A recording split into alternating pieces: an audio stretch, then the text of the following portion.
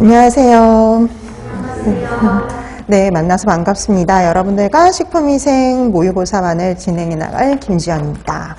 자, 우리가 이제 이론 단원별 문제풀이에 이어서 이제 모의고사에 들어왔는데요. 우리 아무래도 이제 단원별 문제풀이하고 좀 모의고사는 성격이 좀 다르죠. 그래서 단원별 문제풀이는요, 우리가 이론에서 했던 내용들 복습도 하고, 그 다음에 문제 경향도 파악하고, 이런 것들이 좀 더 위주였다면, 모의고사는 정말 내 실력이 어느 정도 되는지 점검을 하고요.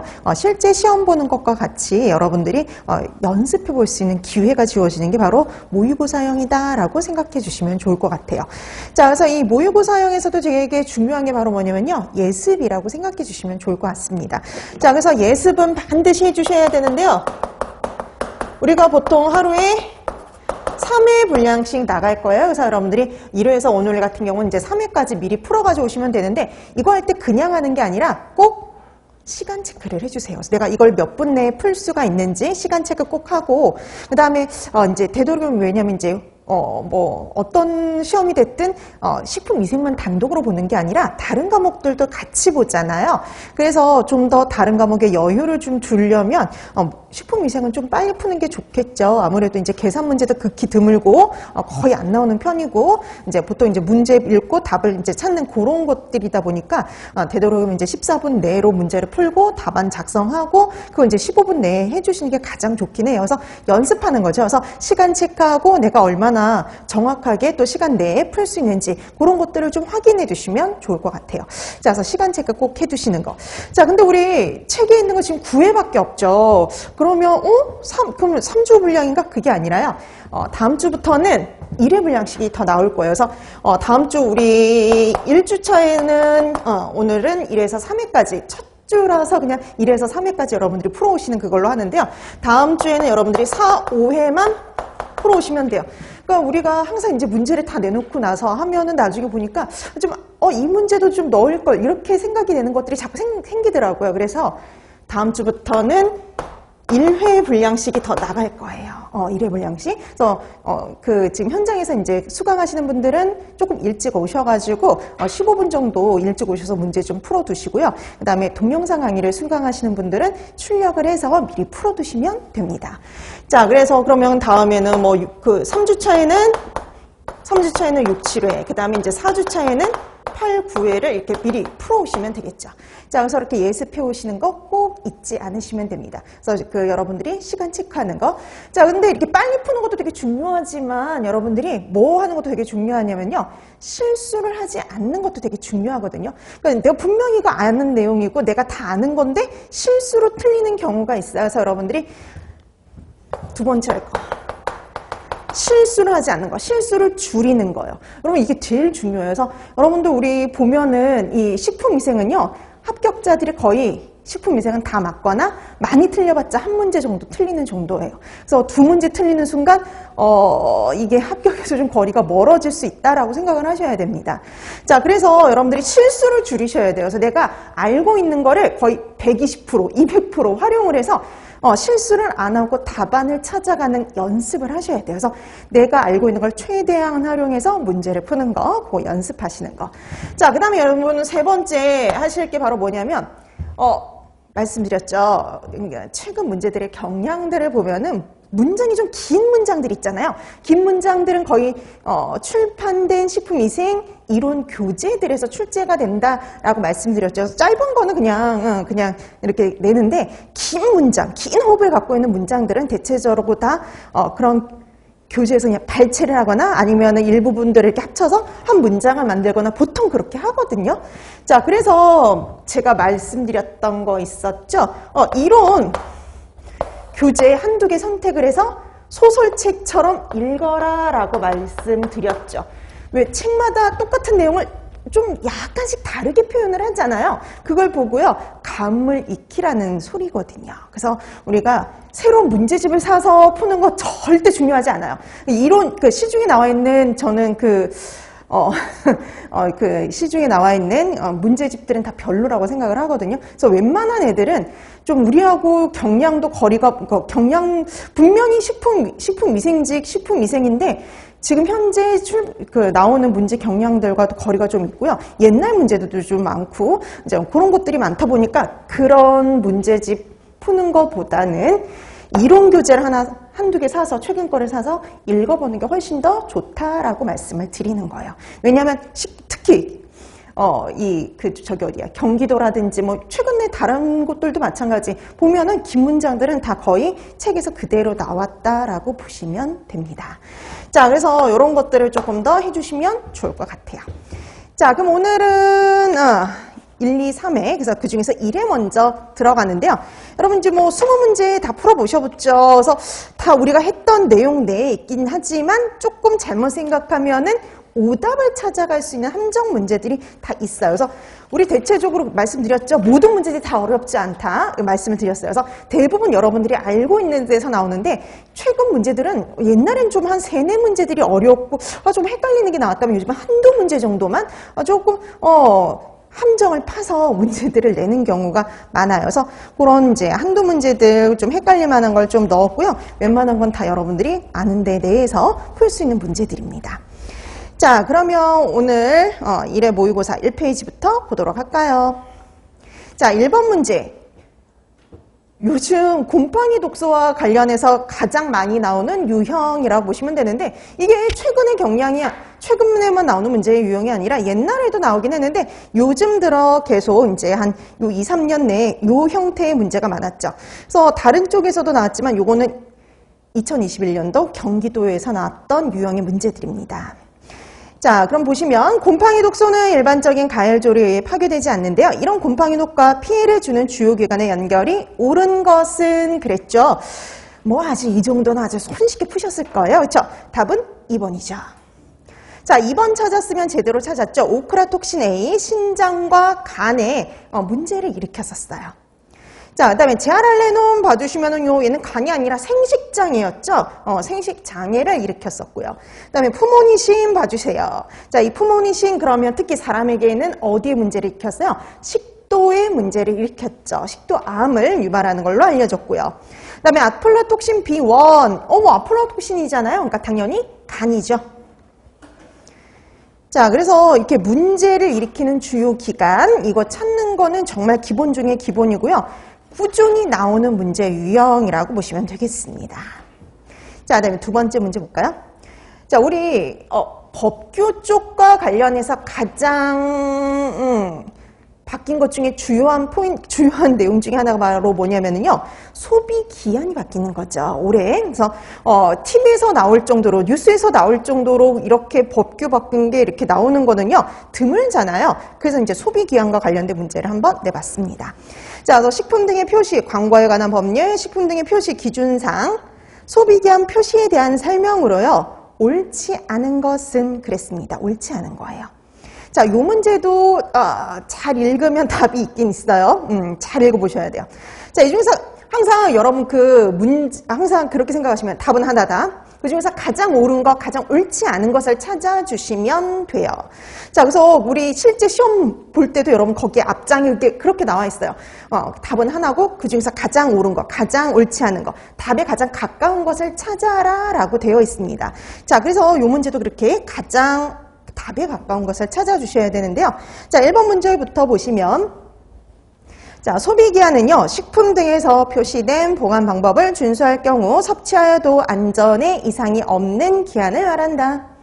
그 다음 2번, 즉석 섭취식품 중에서요, 햄버거, 샌드위치, 김밥 등은요, 제조일, 제조 시간과 함께 소비기한을요, 몇 월, 며칠, 몇 시까지로 표시해야 됩니다.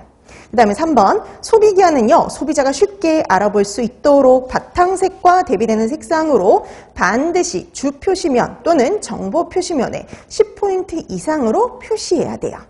자, 그 다음에 4번, 소비기한이 서로 다른 각각의 여러 가지 제품을 함께 포장하였을 경우에는요, 그중 가장 짧은 소비기한을 표시해야 됩니다. 자, 다 그럴싸하지 않아요? 그렇죠? 다 그럴싸하죠. 그럼 이 중에서 가장 옳지 않은 건 뭐냐? 3번이요. 3번입니다. 자, 그래서 만한 문제로 하나 넣은 게 2번이라 보시면 돼요. 헷갈릴 만한. 좀 알고 있고 여러분들이 다 소비기한지 이번에 바뀐 거 알고 이 소비기한이 뭔지 알고 우리 책에 다 있었던 내용이긴 해요. 자, 근데 이거를 꼼꼼하게 읽어보지 않으면 틀릴 만한 문제가 이거거든요. 그럼 한번 보실래요? 자, 우선 1번 소비기한에 대한 말 맞죠? 그 다음에 2번 보세요. 오늘 나눴던 1페이지와 함께. 자, 우리 거기 소비기한 표시해야 되는 식품의 유형들 있죠? 그거 한번 읽어봐 주시면 되고요. 자, 그 다음에 그 표 밑에 보면 이렇게 되어 있죠? 즉석 섭취 식품 중에 우리 몇 가지 있었잖아요. 도시락, 김밥, 햄버거, 샌드위치, 초밥. 얘네들은 제조일과 제조 시간도 같이 표시하고 그 다음에 몇 월 며칠까지만 하는 게 아니라 몇 시까지 표시를 했어야 됐었죠. 맞는 얘기입니다. 그래서 햄버거, 샌드위치, 김밥? 예, 다 표시해야 될 애들이에요. 자, 그 다음에 3번. 소비 기한은 소비자가, 요건 왜 틀렸냐면요. 오늘 나눠드렸던 프린트 1페이지에 소비 기한 또는 품질 유지 기한 표시에서요. 몇 번을 보시냐면 6번 봐주실래요? 6번. 자, 6번을 보면은 소비 기한 또는 품질 유지 기한은요. 그러니까 기본적으로 주표시면 아니면 주표시면 아니면은 정규표시면을 표시하는 거 맞아요. 근데 주표시면 또는 정보표시면을 표시를 하기가 곤란한 경우가 있어요. 거기다가 표시 못하는 경우 있잖아요. 그러면 그런 경우에는 해당 위치에다가 주표시면 또는 정보표시면에다가 소비기한이 어디 표시되어 있는지 표시 위치를 명시해주면 돼요. 반드시 거기에다 할 필요는 없어요. 자, 그래서 예외가 있습니다. 반드시 거기 그냥 기본적으로는 원래 거기다 하는데 그렇게 못할 경우에는 어디에 거기를 표시해놨는지를 명시해주면 돼요. 자, 그래서 반드시라고 들어가 있으면 의심을 좀 해볼 필요가 있습니다. 자, 그 다음에 우리 그 소비기한이 됐든 기본 식품 등의 표시 기준에 의한 거는요, 우리 10포인트가 기본이었던 거 기억나시죠? 네, 10포인트가 기본은 맞아요. 근데 이제 반드시가 들어가서 틀린 거죠. 그러니까 기본적으로 주표시면 정보표시면을 표시하면 되는데 만약에 그렇게 못할 경우에는 아닐 수도 있다는 거예요. 그래서 어디에 표시했는지 표시만 해주면 됩니다. 명시해주면 됩니다. 자, 그 다음에 여러분 우리 또 요거 같은 경우 10번도 한번 봐주실래요? 소비기한이 서로 다른 각각의 여러 가지 제품을요 함께 포장했을 경우에는요 그중 짧은 소비기한을 표시해주면 돼요. 더 긴 거를 표시하면은 그 둘 중에 하나는 또 짧은 애는 벌써 소비기한이 지나버렸을 수 있잖아요. 그러니까 당연히 짧은 거를 표시를 해줘야 되겠죠. 자, 그래서 옳지 않은 거 3번이 됩니다. 그래서 분명히 이거 다 알고 있는 내용이고 우리 교재에 있었던 내용을 다 알고 있는 내용이거든요. 그러니까 다시 한번 볼 필요가 있다는 소리예요. 그래서 다시 한번 꼭 다시 읽어두세요. 그래서 우리가 이렇게 분명히 다 공부했던 내용인데 실수를 할 수가 있어요. 그래서 이런 실수를 줄이는 연습을 하시면 됩니다. 자, 그 다음에 이제 우리 3번 볼까요? 자, 3번은요, 캠필로박터 제준이가 나왔네요. 근데 여러분, 캠필로박터 제준이 그 식중독 균에 관련된 게 아니었어요. 자, 그럼 보니까 D값을 구하라는 문제입니다. 3번은. 자, 그래서 이 D값을 구하라는 건데요. 캠필로박터 제준이가 6로그를 2로그로 줄이는데 65도씨에서 40분이 소요가 되었다. 그럼 이 세균의 D값은 그랬죠. 자, 그래서 우리가 지금 보니까 균수가 6로그예요. 6로그. 자, 근데 6로그에서 2로그로 줄이는데 40분이 걸렸다 그랬죠. 그럼 우리 이거 차이가 얼마예요? 4로그 차죠. 4로그 차에 4로그를 줄이는데 40분 걸렸어요. 그럼 1로그를 줄이는데 10분 걸렸다는 소리죠. 답 10분입니다. 그럼 왜 이게 이렇게 될까? 우선 결과는 그건데 우리 D값이 뭐였어요? 일정 온도에서 미생물을 90% 사멸시키는데 걸리는 시간이었던 거 기억나세요? 그럼 여러분 6로그라는 거는요 좀 더 계산하기 쉽게 말하자면 10의 6승을 의미하죠. 이거 10 생략된 거거든요.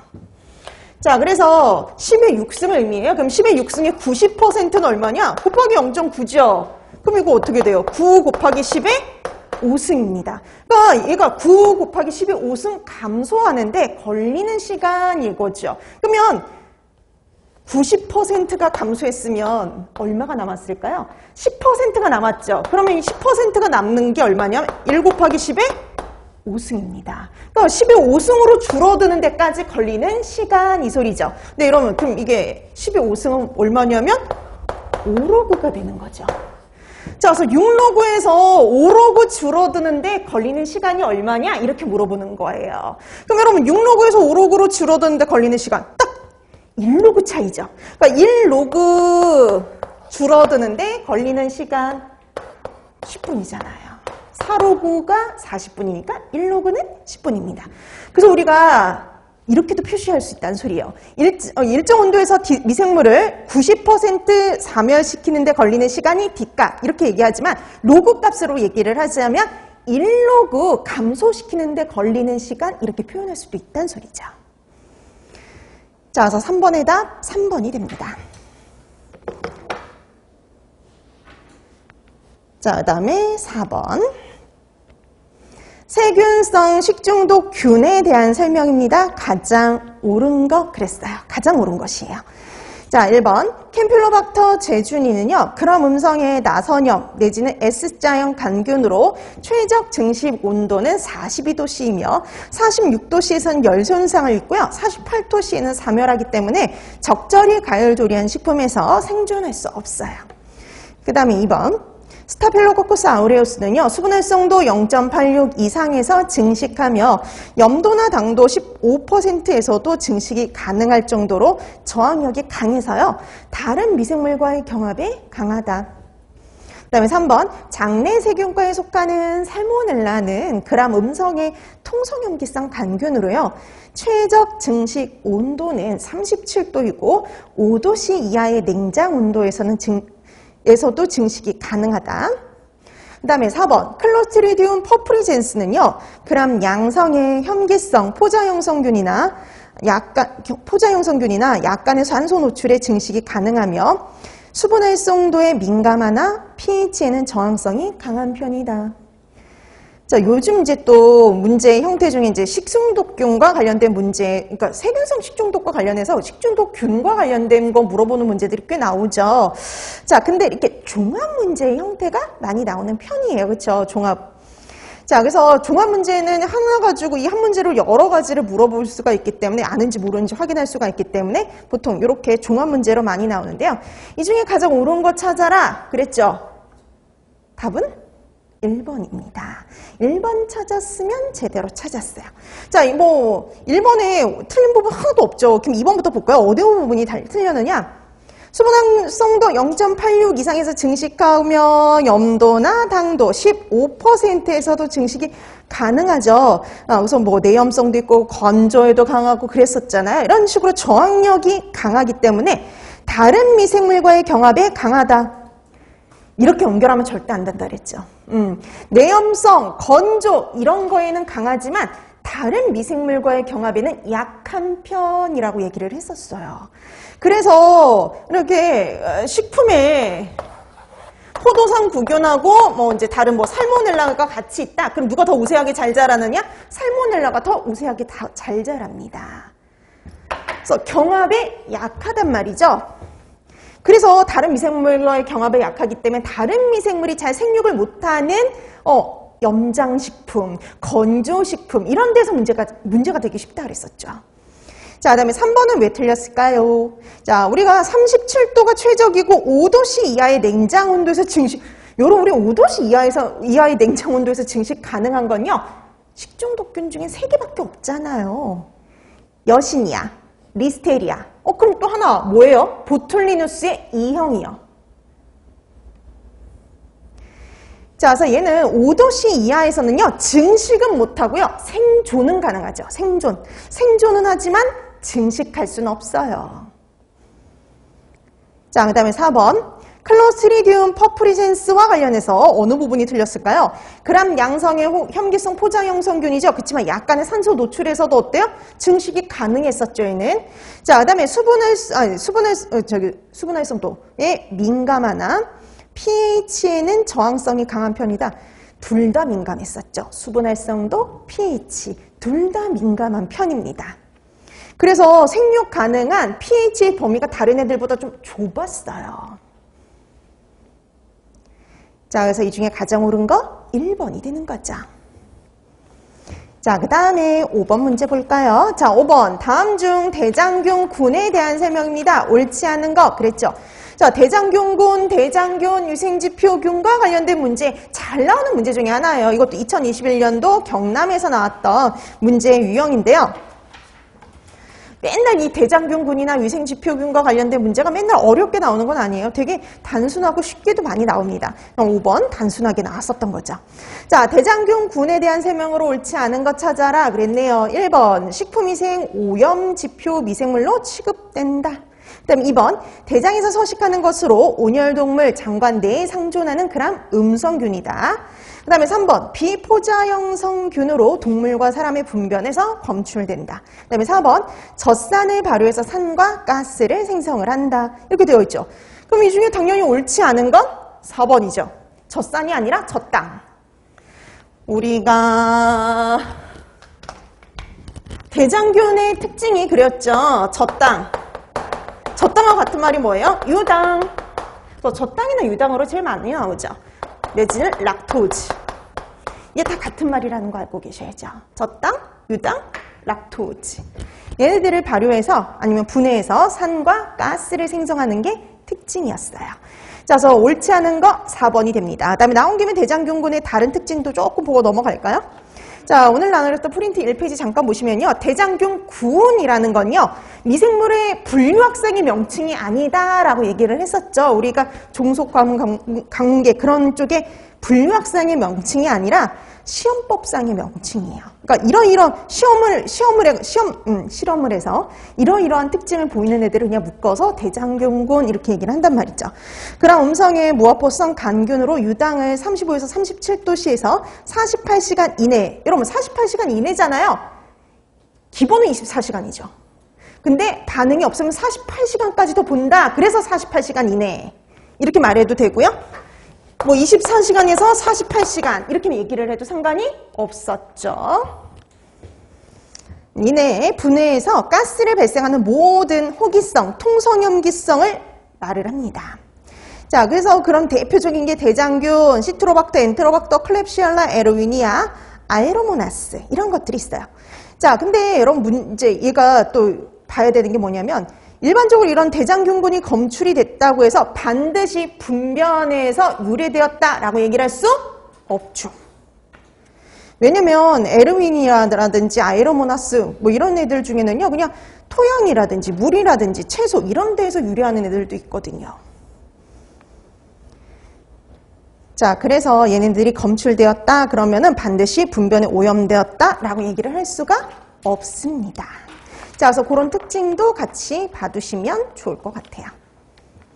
그 다음에 이제 우리 그 2페이지 보면 또 이건 얘도 시험 문제 보기로 나왔던 건데 여러분 대장균군 보세요. 대장균군. 여러분 대장균군에 살균 제품에서 대장균군 같은 경우 0으로 관리하지 않아요. 불검출로 관리하지는 않습니다. 수료 한두 개까지는 괜찮다라고 얘기를 하죠. 자, 그래서 이렇게 해서 확인 좀 해두시면 좋을 것 같아요. 자, 그래서 5번에다 4번이었습니다. 그 다음에 6번. 기생충 문제예요. 우리 항상 뭐 기생충 문제는 거의 뭐 이렇게 간단하게 나오는 경우가 많긴 한데요. 한번 보시면 다음 설명에 해당하는 기생충은 그랬습니다. 우리나라의 섬진강 유역에서 감염률이 높은 이 기생충은요. 유미유충이 제2중간숙주인 은어, 잉어 등의 문물 어류에 침입해서 근육에서 피낭 유충이 된다. 가장 포인트는 뭐예요? 이 중간숙주가 은어, 잉어 등의 민물 어류다라는 거죠. 자, 그래서 민물 생선에 의해서 발생을 하는데 특히 누구요? 은어 얘기 나왔죠. 특히 은어 얘기 나왔다라고 하면 우리 뭐 생각해야 되겠어요? 요코가와 흡충이죠. 요코가와 흡충. 자, 이 요코가와 흡충 몇 번에 있어요? 1번에 있죠. 끝에가 요코가와로 끝났으니까. 자, 그래서 우리가 그 학명으로 간혹 이제 그 경기도에서 간혹 이제 학명으로 보기가 나와서, 학명으로 나왔는데 매번 이렇게 학명으로 나오는 건 아니지만 혹시 학명으로 나올 수 있으니까 연습하라는 의미에서 이제 학명으로 넣어드렸어요. 자, 그 다음에 2번 보세요. 디필로보트리움 라툼. 이거 뭐예요? 광절 12조충이죠. 광절 12조충. 그럼 광절 12조충은 1중간이 뭐였어요? 물벼룩이고, 이 중간이 되는 게 연어, 송어, 농어 같은 반담수어들이었죠. 자, 그 다음에 3번에 보시면 클로노로치스. 여러분 이거 뭐였어요? 간흡충이죠. 그럼 간흡충 1중간 하면 외우렁이, 2중간 하면은 담수어들, 민물생선들이었죠. 붕어, 잉어 같은. 자, 그 다음에 파라고니무스. 여러분 파라고니무스 그럼 이거 뭐예요? 이거 폐흡충이었죠. 폐흡충. 그럼 폐흡충 그러면 1중간이 다슬기, 2중간이 민물, 개나 가지였죠. 자, 이렇게 해서 보니까 어패류를 통해서 감염되는 기생충 같은 경우에는요, 중간 숙주와 연결해서 시험 문제 주로 출제가 됩니다. 그래서 중간 숙주 정확하게 알아두셔야겠죠. 자, 그래서 6번의 답 1번이었어요. 자, 그 다음에 7번. 노로바이러스에 의한 식중독에 대한 설명입니다. 옳지 않은 것은 이거 2021년도 경북 시험 문제였는데요. 그래서 노로바이러스와 관련된 문제도 뭐 작년에도 뭐 이제 2022년도에도 경기도에서도 시험 문제 나왔고, 근데 매번 보기가 어렵게 나오는 게 아니라 되게 간단하게도 많이 나오거든요. 이것도 이제 간단하게 나온 거의 예시라고 볼 수가 있는데요. 보시면. 자, 이 중에 옳지 않은 것 찾으라 했거든요. 자, 1번. 물이 가장 흔한 매개체가 된다. 그죠? 뭐 식품, 물, 뭐 이런 애들. 그 다음에 유압의 미량 노출로 항체가 형성이 된다. 자, 그 다음에 3번. 굴을 포함한 어패류 섭취에 의한 사고가 많다. 특히 이제 우리 겨울철에, 우리나라 같은 경우는. 그 다음에 4번. 증상은 구토, 설사, 복통, 두통, 미열이 나며 분사형 구토가 특징적이다. 자, 그래서 이것도 되게 재밌는 게 이것도 그 어느 교재에 있는 그 문장들 있죠? 그걸 일부들이 다 나온 거예요. 거기 있는 문장들 다 갖다 쓴 건데. 자, 이 중에서 옳지 않은 거 그랬죠? 옳지 않은 거 당연히 뭐예요? 2번이죠. 2번. 우리 노로바이러스 항체 형성돼요? 아니에요. 연고 면역 안 되잖아요. 그럼 여러분 이게 유압이 미량 노출로 항체가 형성이 된다? A형 간염의 특징이었죠.